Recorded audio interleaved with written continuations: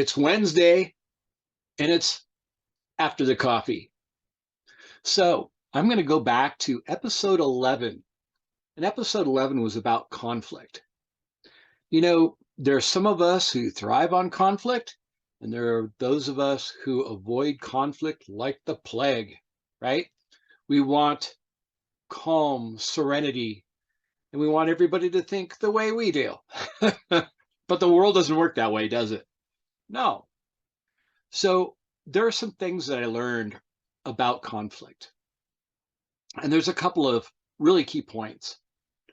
One is understanding that conflict happens when an individual or a group's needs are not being met.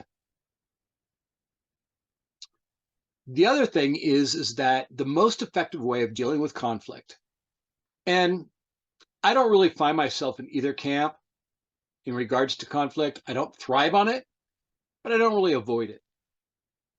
What I do is I create a conversation around it. If I see something a certain way and another person sees it completely opposite, then I'll show interest. Really? Tell me more about that. hmm hmm What else? hmm hmm Go on. Is that it? When I ask those questions, I better understand where the other person's coming from. Now, it doesn't mean that I'll agree with them. However, I have found that so many times when we get into the conversation, I understand and I find myself closer to seeing it the way they see it. Now, if I don't, I'll ask questions. So, what you're saying is this, right? I'm checking for understanding to make sure I've got it right. When they say yes, and I have a concern about that, I'll say, okay, so how would you handle this? Or how would you avoid this from being a problem? With that perspective, how is this not an issue? Help me understand that. And I try to say it in a way where I'm not challenging them. And I have to be more self-aware about that because hey, I'm 6'2", I'm a big guy. I could be intimidating. So I have to be really careful and say, that's interesting. I'm very curious. Tell me more.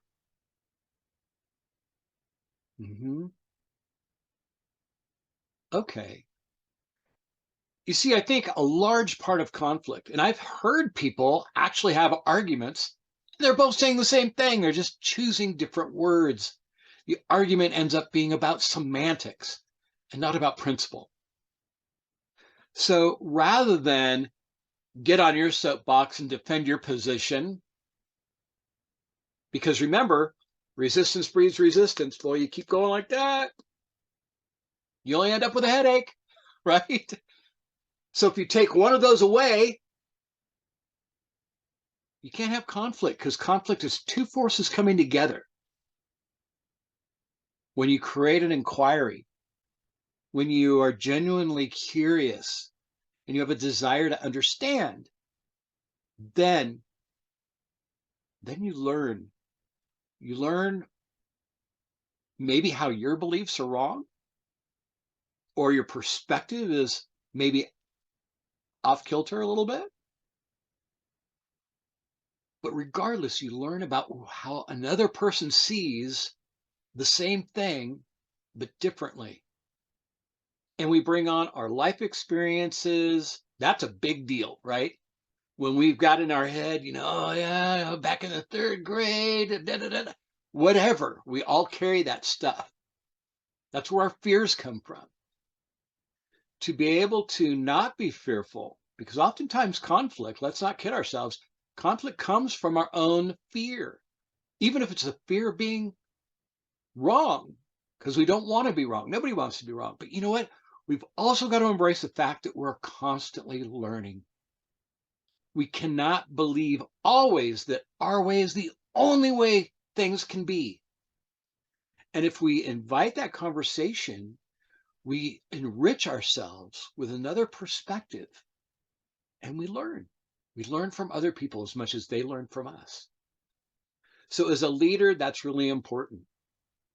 Not to have arguments, not have to have a need to be right, actually being open to the possibility, hey, I could be wrong. Tell me more. I want to know. That's exciting to me to entertain that. And I know I'm not always right. I'm lucky if I'm right 50% of the time. And when I say that, I mean that the picture that I have is only part of a picture.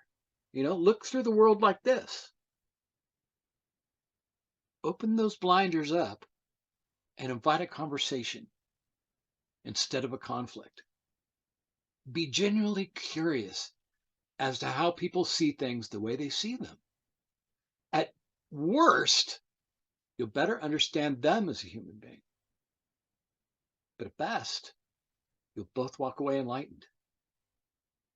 So that's the after the coffee. Please do me a favor. I love the thumbs up and the hearts. Those are great. But share your own experience with conflict with me down below. And make sure you subscribe, ring the bell, and share this with someone you think might benefit from this.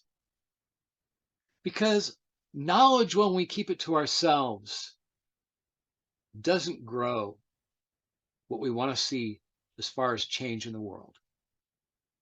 Share it. And thank you. I will see you guys next Wednesday for After the Coffee. I don't have my coffee with me today. I've got my vitamin water. Sorry, that was not a promo for vitamin water. I'll see you next time. Have a great one.